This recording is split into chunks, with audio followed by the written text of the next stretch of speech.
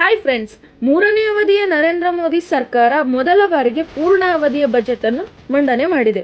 ವಿಕಸಿತ ಭಾರತಕ್ಕಾಗಿ ಈ ಬಜೆಟ್ ಅಂತ ಹೇಳಿದ್ರು. ಇದರಲ್ಲಿ ಶೂನ್ಯ ಬಡತನದ ಗುರಿ, 100% ಉದ್ಯೋಗ, ಕೌಶಲ್ಯಯುತ ಕಾರ್ಮಿಕರ ನಿರ್ಮಾಣ, 100% ಉತ್ತಮ ಗುಣಮಟ್ಟದ ಶಿಕ್ಷಣ, ಎಲ್ಲರಿಗೂ ಕೈಗೆಟುಕುವ ದರದಲ್ಲಿ ಆರೋಗ್ಯ, ಇಂಧನ, ರಕ್ಷಣೆ, ಭದ್ರತೆ, ರಫ್ತುಗೆ ಉತ್ತೇಜನ, ಸೂಕ್ಷ್ಮ ಮತ್ತು ಸಣ್ಣ ಕೈಗಾರಿಕೆಗಳಿಗೆ ಉತ್ತೇಜನ, ಸಾಕಷ್ಟು ದೀರ್ಘಾವಧಿ ಉದ್ದೇಶಗಳಿವೆ ಅಂತ ಹೇಳಿದ್ರು. ಬನ್ನಿ ಈ ಬಗ್ಗೆ ಬಜೆಟ್ನ ಎಲ್ಲ ಹೈಲೈಟ್ಸ್ನ ನೋಡ್ತಾ ಹೋಗೋಣ.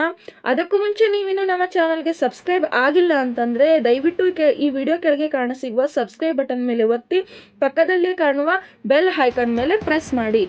2025ರ ಬಜೆಟ್ 6 ಸೆಕ್ಟರ್ಗಳನ್ನು ರಿಫಾರ್ಮ್ ಮಾಡುವ ಉದ್ದೇಶವನ್ನು ಹೊಂದಿದೆ ಅಂತ ಸರ್ಕಾರ ಹೇಳಿದೆ. ಪ್ರಮುಖವಾಗಿ ತೆರಿಗೆ, ಪವರ್ ಸೆಕ್ಟರ್, ನಗರಾಭಿವೃದ್ಧಿ, ಗಣಿಗಾರಿಕೆ, ಹಣಕಾಸು, ರೆಗ್ಯುಲೇಟರಿ ರಿಫಾರ್ಮ್ಸ್ ಈ ಎಲ್ಲಾ ವಲಯಗಳಲ್ಲಿ ಅಭಿವೃದ್ಧಿ ತರುವ ನಿಟ್ಟಿನಲ್ಲಿ ಬಜೆಟ್ ಅನ್ನು ರೂಪಿಸಲಾಗಿದೆ ಅಂತ ಸರ್ಕಾರ ಹೇಳಿದೆ.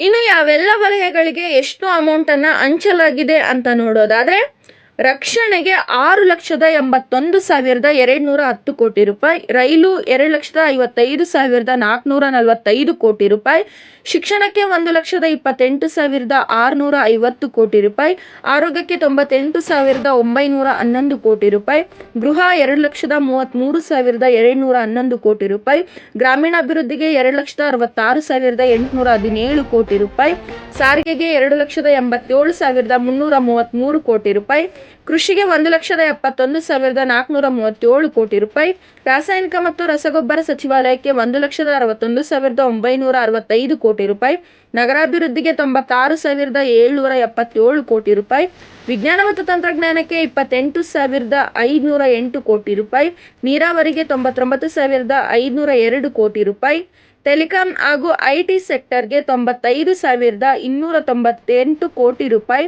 ಎಂಎಸ್ಎಂಇ ಅಂದರೆ ಸೂಕ್ಷ್ಮ ಮತ್ತು ಸಣ್ಣ ಹಾಗೂ ಮಧ್ಯಮ ಕೈಗಾರಿಕೆಗೆ 23,168 ಕೋಟಿ ರೂಪಾಯಿ, ಪೆಟ್ರೋಲಿಯಂ ನ್ಯಾಚುರಲ್ ಗ್ಯಾಸ್ಗೆ 19,326 ಕೋಟಿ ರೂಪಾಯಿ, ಇಂಧನ ಇಲಾಖೆಗೆ 21,847 ಕೋಟಿ ರೂಪಾಯಿ, ನವೀಕರಿಸಬಹುದಾದ ಇಂಧನಕ್ಕೆ 26,549 ಕೋಟಿ, ಸ್ಪೇಸ್ ಅಥವಾ ಬಾಹ್ಯಾಕಾಶಕ್ಕೆ 13,416 ಕೋಟಿ ರೂಪಾಯಿ, ಬುಡಕಟ್ಟು ವ್ಯವಹಾರಕ್ಕೆ 14,925 ಕೋಟಿ ರೂಪಾಯಿ, ಮಹಿಳಾ ಮತ್ತು ಮಕ್ಕಳ ಕಲ್ಯಾಣಕ್ಕೆ 26,889 ಕೋಟಿ ರೂಪಾಯಿ, ಭಾರೀ ಕೈಗಾರಿಕೆಗೆ 7,680 ಕೋಟಿ ರೂಪಾಯಿ, ಸ್ಟೀಲ್ ಮಿನಿಸ್ಟರ್ಗೆ 3,362 ಕೋಟಿ ರೂಪಾಯಿಯನ್ನು ಹಂಚಲಾಗಿದೆ.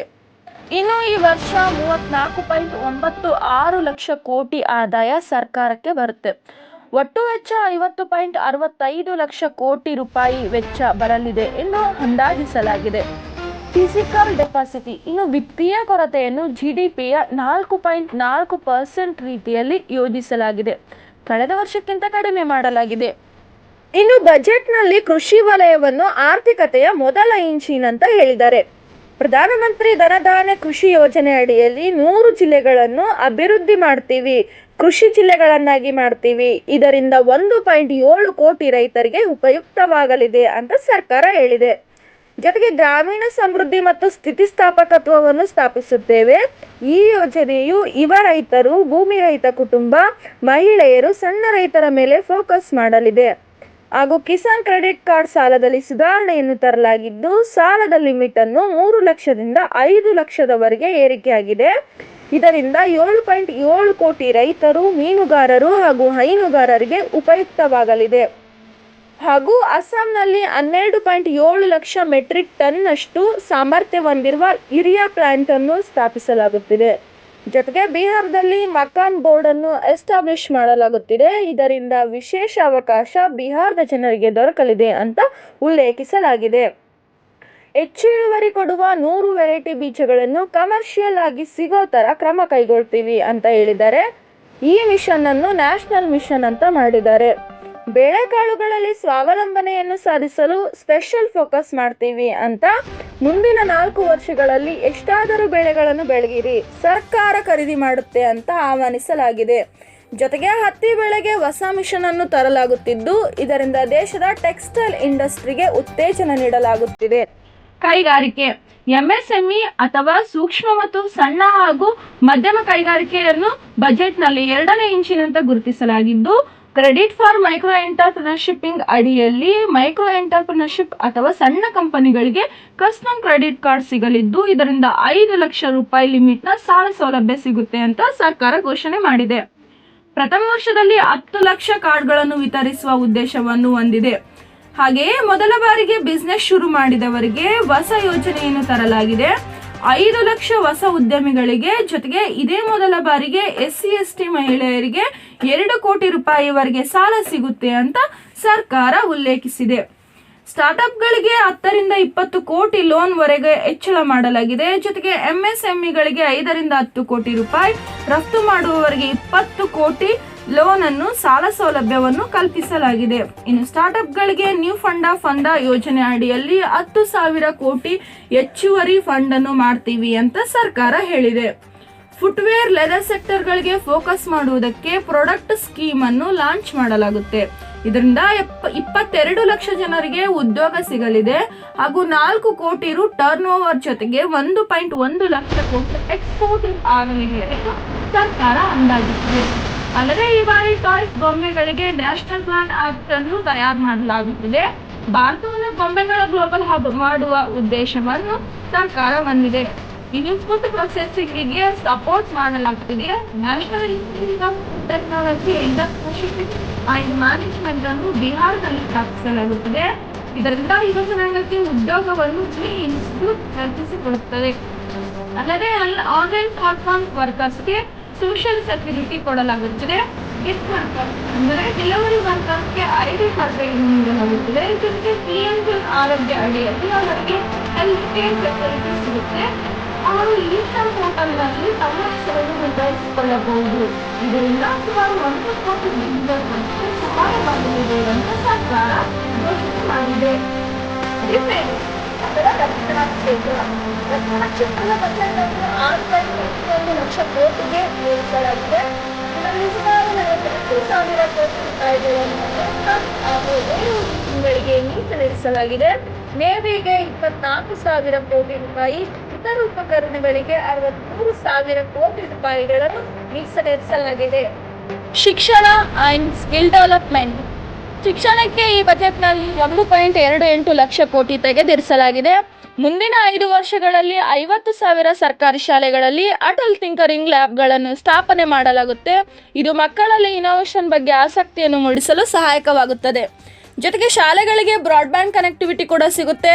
ಭಾರತೀಯ ಭಾಷಾ ಪುಸ್ತಕ ಯೋಜನೆ ಅಡಿಯಲ್ಲಿ ಶಾಲಾ ಕಾಲೇಜುಗಳಲ್ಲಿ ಎಲ್ಲ ಭಾಷೆಯ ಡಿಜಿಟಲ್ ಪುಸ್ತಕಗಳು ಮಕ್ಕಳಿಗೆ ಸಿಗುವಂತೆ ಮಾಡುವ ಉದ್ದೇಶವನ್ನು ಸರ್ಕಾರ ಹೊಂದಿದೆ. National centres of excellence for skilling ಎನ್ನುವ ಸ್ಕೀಮ್ ಅಡಿಯಲ್ಲಿ 5 ಸ್ಕಿಲ್ ಡೆವಲಪ್ಮೆಂಟ್ಗಳಿಗಾಗಿ ಸ್ಥಾಪಿಸಲಾಗುತ್ತದೆ. ಜೊತೆಗೆ ಟ್ರೈನಿಂಗ್ ಮತ್ತು ಸರ್ಟಿಫಿಕೇಟ್ ಕೂಡ ನೀಡಲಾಗುತ್ತೆ ಅಂತ ಸೀತಾರಾಮನ್ ಘೋಷಣೆ ಮಾಡಿದ್ದಾರೆ. ಇನ್ನು 2014 ನಂತರ ಶುರುವಾದ IITಗಳಲ್ಲಿ 6,500 ಸೀಟ್ಗಳನ್ನು ಹೆಚ್ಚಿಸಲಾಗುತ್ತದೆ. ಜೊತೆಗೆ IIT ಕೆಪಾಸಿಟಿ ಕೂಡ ಅಭಿವೃದ್ಧಿಪಡಿಸಲಾಗುತ್ತದೆ ಅಂತ ಸರ್ಕಾರ ಉಲ್ಲೇಖಿಸಿದೆ. IIT ಹಾಗೂ IISಗಳ ಮೇಲೆ ಟೆಕ್ನಾಲಜಿಯಲ್ಲಿ ರಿಸರ್ಚ್ ಮಾಡಿದವರಿಗೆ 10,000 ಜನರಿಗೆ ಫೆಲೋಶಿಪ್ ನೀಡಲಾಗುತ್ತೆ. ಇನ್ನು AI ಫಾರ್ ಎಜುಕೇಷನ್ ಅಂತ ಹೇಳಿದೆ, 500 ಕೋಟಿ ರೂಪಾಯಿ ಖರ್ಚಿನಲ್ಲಿ ಸ್ಥಾಪಿಸಲಾಗುತ್ತೆ ಅಂತ ಸರ್ಕಾರ ಹೇಳಿದೆ. ಹಾಗೂ ಮೆಡಿಕಲ್ ಕಾಲೇಜುಗಳಲ್ಲಿ 75,000 ಸೀಟನ್ನು 5 ವರ್ಷದಲ್ಲಿ ಹೆಚ್ಚಿಗೆ ಮಾಡ್ತೀವಿ ಅಂತ ಸರ್ಕಾರ ಘೋಷಿಸಿದೆ. ಈ ವರ್ಷವೇ 10,000 ಸೀಟನ್ನು ಹೆಚ್ಚಳ ಮಾಡುವ ಗುರಿಯನ್ನು ಹೊಂದಿದೆ. ಆರೋಗ್ಯ ವಲಯ ಆರೋಗ್ಯ ಕ್ಷೇತ್ರದಲ್ಲಿ ಮುಂಗಡ ಪತ್ರದಲ್ಲಿ 98,311 ಕೋಟಿ ರೂಪಾಯಿಯನ್ನು ಅಲೋಕೇಟ್ ಮಾಡಲಾಗಿದೆ. ಎಲ್ಲ ಜಿಲ್ಲಾಸ್ಪತ್ರೆಗಳಲ್ಲಿಯೂ ಡೇ ಕೇರ್ ಕ್ಯಾನ್ಸರ್ ಸೆಂಟರ್ನ ಸ್ಥಾಪನೆ ಮಾಡ್ತೀವಿ ಅಂತ ಹೇಳಿದ್ದಾರೆ. ಈ ಪೈಕಿ ಈ ವರ್ಷವೇ 200 ಡೇ ಕೇರ್ ಸೆಂಟರ್ನ ಎಸ್ಟಾಬ್ಲಿಷ್ ಮಾಡ್ತೀವಿ ಅಂತ ಸರ್ಕಾರ ಉಲ್ಲೇಖಿಸಿದೆ. ಭಾರತ್ ನೆಟ್ ಪ್ರಾಜೆಕ್ಟ್ ಅಡಿಯಲ್ಲಿ ಪ್ರಾಥಮಿಕ ಆರೋಗ್ಯ ಕೇಂದ್ರಗಳಿಗೆ ಬ್ರಾಡ್ ಬ್ಯಾಂಡ್ ಕನೆಕ್ಟಿವಿಟಿ ಕೊಡ್ತೀವಿ ಅಂತ ಉಲ್ಲೇಖಿಸಿದ್ದಾರೆ. ಇನ್ನು ಇನ್ಫ್ರಾಸ್ಟ್ರಕ್ಚರ್ ವಿಷಯಕ್ಕೆ ಬರುವುದಾದರೆ, ಪಬ್ಲಿಕ್ ಪ್ರೈವೇಟ್ ಪಾರ್ಟ್ನರ್ಶಿಪ್ನಲ್ಲಿ ಇನ್ಫ್ರಾ ಪ್ರಾಜೆಕ್ಟ್ಗಳನ್ನು ಕಂಟಿನ್ಯೂ ಮಾಡ್ತೀವಿ. ಇಂಡಿಯಾಸ್ ಇನ್ಫ್ರಾ ಪ್ರಾಜೆಕ್ಟ್ಗಳ ಫಂಡಿಂದ ರಾಜ್ಯಗಳ ಇನ್ಫ್ರಾ ಪ್ರಾಜೆಕ್ಟ್ಗಳಿಗೆ ಸಪೋರ್ಟ್ ಸಿಗುತ್ತೆ. ಕ್ಯಾಪಿಟಲ್ ಎಕ್ಸ್ಪೆಂಡಿಚರ್ 1.5 ಲಕ್ಷ ಕೋಟಿ ರೂಪಾಯಿಗಳು ಬಡ್ಡಿರಹಿತ ಸಾಲವನ್ನು ರಾಜ್ಯಗಳಿಗೆ ಕೊಡಲಾಗುತ್ತೆ. ಇದರ ಪ್ರಕಾರ 50 ವರ್ಷಗಳವರೆಗೆ ಬಡ್ಡಿಯನ್ನು ಕಟ್ಟೋ ಹಾಗಿಲ್ಲ. ಇದರ ಜೊತೆಗೆ ಇಂಟೆನ್ಸಿಟಿ ರೂಪದಲ್ಲಿ ರಾಜ್ಯಗಳು ನೆರವನ್ನು ಪಡೆಯಬಹುದು ಅಂತ ಹೇಳಿದ್ದಾರೆ. ಜೊತೆಗೆ ರಾಜ್ಯಗಳ ಹೂಡಿಕೆಯನ್ನು ಆಕರ್ಷಿಸೋಕೆ ಪೈಪೋಟಿಗೆ ಬೀಳಬೇಕು ಅನ್ನೋ ಕಾರಣಕ್ಕೆ ಇನ್ವೆಸ್ಟ್ಮೆಂಟ್ ಫ್ರೆಂಡ್ಲಿ ಇಂಡೆಕ್ಸ್ ಅನ್ನ ಮಾಡ್ತೀವಿ. ಆಗ ಯಾವ ರಾಜ್ಯ ಅತಿ ಹೆಚ್ಚು ಇನ್ವೆಸ್ಟ್ಮೆಂಟ್ ಫ್ರೆಂಡ್ಲಿ ಇರುತ್ತೋ ಅದು ಟಾಪ್ ಅಲ್ಲಿ ಬರುತ್ತೆ. ಆಗ ರಾಜ್ಯಗಳು ಇನ್ವೆಸ್ಟ್ಮೆಂಟ್ ಪಾಲಿಸಿ ರೂಪಿಸಬಹುದು ಅಂತ ಅನೌನ್ಸ್ ಮಾಡಲಾಗಿದೆ. ಇನ್ನು ವ್ಯಾಪಾರ ಕ್ಷೇತ್ರವನ್ನು ನೋಡ್ತಾ ಹೋದ್ರೆ ರಫ್ತುಗಳಿಗೆ ಉತ್ತೇಜನ ನೀಡಲು ಎಕ್ಸ್ಪೋರ್ಟ್ ಪ್ರಮೋಷನ್ ಮಿಷನ್ ಜಾರಿಗೆ ಬರ್ತಾ ಇದೆ. ಇದರಲ್ಲಿ ವ್ಯಾಪಾರಿಗಳ ಡಾಕ್ಯುಮೆಂಟೇಶನ್ ಹಾಗೂ ಲೋನ್ಗಳ ಮ್ಯಾನೇಜ್ಮೆಂಟ್ಗೆ ಟ್ರೇಡ್ ನೆಟ್ ಪೋರ್ಟಲ್ ಸ್ಥಾಪಿಸಲಾಗುತ್ತದೆ. ದೇಶದಲ್ಲಿ 2 ನಗರಗಳಲ್ಲಿ ಗ್ಲೋಬಲ್ ಸಪ್ಲೈ ಚೈನ್ಗಳ ಪ್ರಮೋಷನ್ಗಾಗಿ ಗ್ಲೋಬಲ್ ಸಪ್ಲೈ ಚೈನ್ ಅನ್ನ ಸ್ಥಾಪನೆ ಮಾಡಲಾಗುತ್ತದೆ ಅಂತ ಹೇಳಿದ್ದಾರೆ. ಜೊತೆಗೆ ಕಾರ್ಗೋ ಫೆಸಿಲಿಟಿಯನ್ನು ಕೂಡ ಅಭಿವೃದ್ಧಿ ಮಾಡ್ತೀವಿ ಅಂತ ಉಲ್ಲೇಖಿಸಲಾಗಿದೆ. ಇನ್ನು ಸಾರಿಗೆ ವಿಚಾರವನ್ನು ನೋಡೋದಾದ್ರೆ ಉಡಾನ ಸ್ಕೀಮ್ ಮೂಲಕ 120 ಹೊಸ ಡೆಸ್ಟಿನೇಷನ್ಗಳಿಗೆ ಕನೆಕ್ಟಿವಿಟಿ ಕೊಡಲಾಗುತ್ತೆ. ಬಿಹಾರದಲ್ಲಿ ಗ್ರೀನ್ ಫೀಲ್ಡ್ ಏರ್ಪೋರ್ಟ್ ಅನ್ನು ಮಾಡ್ತೀವಿ ಅಂತ ಹೇಳಿದ್ದಾರೆ. ಹಾಗೂ ಗುಡ್ಡಗಾಡು ಪ್ರದೇಶಗಳಲ್ಲಿ ಅದರಲ್ಲೂ ವಿಶೇಷವಾಗಿ ನಾರ್ತ್ ಈಸ್ಟ್ ರಾಜ್ಯಗಳಲ್ಲಿ ಸಣ್ಣ ಏರ್ಪೋರ್ಟ್ಗಳನ್ನು ಮಾಡಿ ಏರ್ ಕನೆಕ್ಟಿವಿಟಿ ಕೊಡುವ ಯೋಜನೆಯನ್ನು ಮಾಡಲಾಗುತ್ತದೆ. ಜೊತೆಗೆ ಟೂರಿಸಂ ಡೆವಲಪ್ಮೆಂಟ್ಗೆ ರಾಜ್ಯಗಳ ಸಹಭಾಗಿತ್ವದಲ್ಲಿ ಟಾಪ್ 50 ಡೆಸ್ಟಿನೇಷನ್ಗಳ ಅಭಿವೃದ್ಧಿ ಮಾಡ್ತೀವಿ ಅಂತ ಸೀತಾರಾಮನ್ ಘೋಷಿಸಿದ್ದಾರೆ. ಹೋಮ್ ಸ್ಟೇ ಅಭಿವೃದ್ಧಿಗೂ ಮುಂದ್ರಾ ಲೋನ್ ಸಿಗುತ್ತೆ ಅಂತ ಹೇಳಿದ್ದಾರೆ. Ship building financial assistance policy ಮುಖಾಂತರ ಶಿಪ್ ಬ್ರೇಕಿಂಗ್ ಇಂಡಸ್ಟ್ರಿಗೆ ಸಾಲ ಕೊಡಲಾಗುತ್ತೆ ಅಂತ ಹೇಳಿದ್ದಾರೆ. ಜೊತೆಗೆ ಇನ್ನೂ 25,000 ಕೋಟಿ ಮೌಲ್ಯದ ಮಾರ್ಟೈಮ್ ಡೆವಲಪ್ಮೆಂಟ್ ಫಂಡ್ನ ಸ್ಥಾಪಿಸಿ ಬಂದರು ಅಭಿವೃದ್ಧಿಗೆ ಸಾಲ ಕೊಡಲಾಗುತ್ತೆ ಅಂತ ಸೀತಾರಾಮನ್ ಬಜೆಟ್ ಅಲ್ಲಿ ಉಲ್ಲೇಖಿಸಿದ್ದಾರೆ. ಗ್ರಾಮೀಣ ಹಾಗೂ ನಗರ ಪ್ರದೇಶಗಳ ವಿಚಾರಕ್ಕೆ ಬಂದ್ರೆ ಜಲಜೀವನ್ ಮಿಷನ್ 2028ರವರೆಗೆ ಕಂಟಿನ್ಯೂ ಆಗುತ್ತೆ. ಗ್ರಾಮೀಣ ಭಾರತದಲ್ಲಿ 100% ಕುಡಿಯುವ ನೀರನ್ನು ತಲುಪಿಸುವ ಗುರಿಯನ್ನು ಹೊಂದಿದ್ದಾರೆ. ಉಳಿದಂತೆ ಇಂಡಿಯಾ ಪೋಸ್ಟ್ ಅನ್ನು ಲಾರ್ಜ್ ಪಬ್ಲಿಕ್ ಲಾಜಿಸ್ಟಿಕ್ ಆರ್ಗನೈಸೇಷನ್ ಆಗಿ ಟ್ರಾನ್ಸ್ಫಾರ್ಮ್ ಮಾಡ್ತೀವಿ ಅಂತ ಸೀತಾರಾಮನ್ ಘೋಷಿಸಿದ್ದಾರೆ. ಜೊತೆಗೆ ಈ ಮೂಲಕ 1.5 ಲಕ್ಷ ಗ್ರಾಮೀಣ ಪೋಸ್ಟ್ ಆಫೀಸ್ಗಳು ಲಾಜಿಸ್ಟಿಕ್ ಹಬ್ಗಳಾಗಿ ನಾವು ಕನ್ವರ್ಟ್ ಮಾಡ್ತೀವಿ ಅಂತ ಹೇಳಿದರು. ಪೋಸ್ಟಲ್ ಸರ್ವಿಸ್ ಅನ್ನು ಮಾಡರ್ನೈಸ್ ಮಾಡಿ ಜೊತೆಗೆ ಗ್ರಾಮೀಣ ಕರಕುಶಲ ಉತ್ಪನ್ನಗಳನ್ನು ಕೂಡ ಪೋಸ್ಟಲ್ ಸರ್ವಿಸ್ ಮೂಲಕವೇ ಡೆಲಿವರಿ ಮಾಡೋಕೆ ಸಹಾಯ ಮಾಡಿಕೊಡ್ತೀವಿ ಅಂತ ಉಲ್ಲೇಖಿಸಲಾಗಿದೆ. ಉಳಿದಂತೆ ಗ್ರಾಮೀಣ ಭಾಗದಲ್ಲಿ ಸಾಲದ ಸೌಲಭ್ಯತೆಗೆ ನ್ಯಾಷನಲ್ ಕೋಆಪರೇಟಿವ್ ಡೆವಲಪ್ಮೆಂಟ್ ಕಾರ್ಪೊರೇಷನ್ ಬಲಪಡಿಸೋಕೆ ಕ್ರಮ ಕೈಗೊಳ್ತೀವಿ ಅಂತ ಹೇಳಿದರು.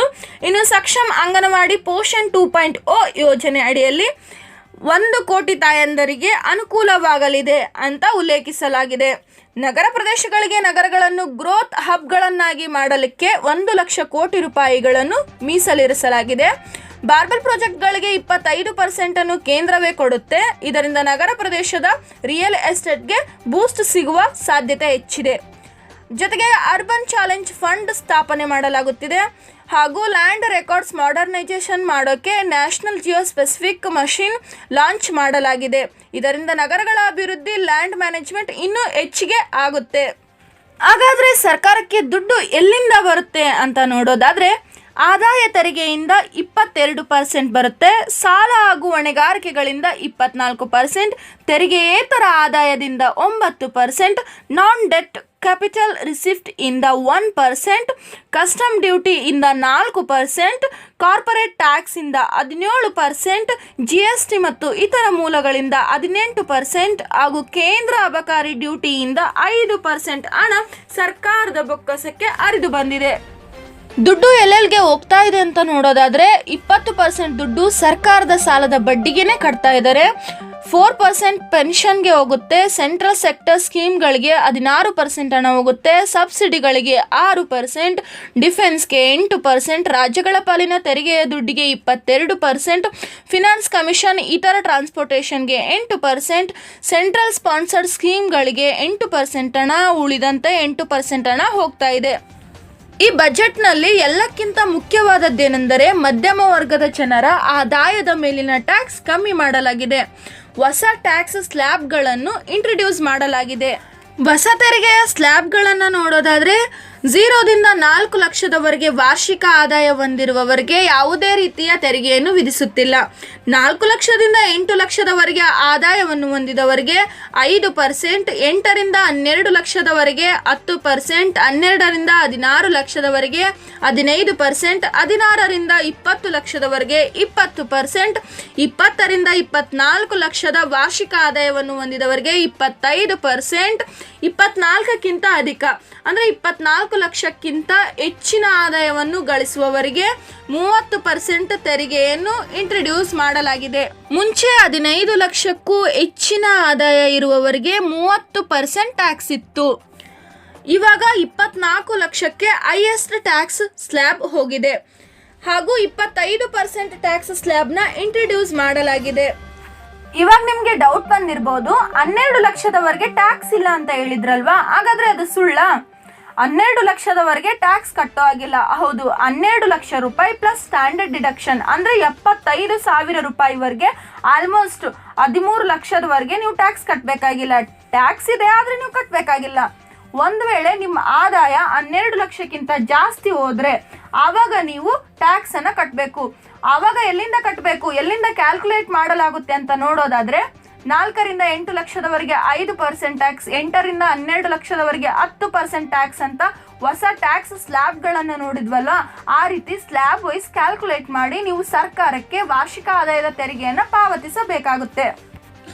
ಸೊ ಸ್ನೇಹಿತರೆ, ಇದಾಗಿತ್ತು ಮೋದಿ ಸರ್ಕಾರದ 3ನೇ ಅವಧಿಯ ಮೊದಲ ಪೂರ್ಣಾವಧಿ ಮುಂಗಡ ಪತ್ರದ ಹೈಲೈಟ್ಸ್. ಇದರ ಬಗ್ಗೆ ನಿಮ್ಮ ಅಭಿಪ್ರಾಯಗಳನ್ನು ಕಮೆಂಟ್ ಮೂಲಕ ತಿಳಿಸೋದನ್ನು ಮರಿಬೇಡಿ. ನಮಸ್ಕಾರ.